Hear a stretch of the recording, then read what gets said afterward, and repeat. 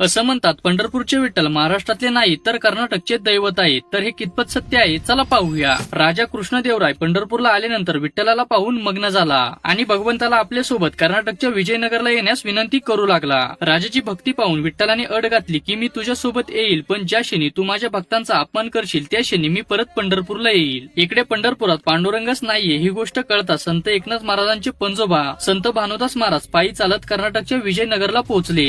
पण सैनिकांनी मात्र महालाच्या आतमध्ये असलेले विठ्ठलांचे दर्शन भानुदास महाराजांना करू दिले नाही. रात्रभर उपाशी पोटी माझा भक्त बाहेर बसला आहे म्हणून पांडुरंगाने स्वतः बाहेर येऊन त्यांना दर्शन दिले व आपल्या गळ्यातले हिऱ्यांचा हार काढून महाराजांच्या गळ्यात घातला. दुसऱ्या दिवशी विठ्ठलाचा हार चोरी केला म्हणून राजाने भानुदास महाराजांना सोळेवर चढवण्याची शिक्षा दिली. त्याच क्षणी भगवंत प्रकट झाले आणि राजाला म्हणाले, तू चुकलास, तू माझ्या भक्तांचा अपमान केलास, आता मला परत पंढरपूरला जावं लागेल. आणि त्यानंतर भानुदास महाराज विठ्ठलाला आनंदात पंढरपूरला घेऊन परत आले. आणि म्हणूनच आपण म्हणतो कानडा राजा पंढरीचा.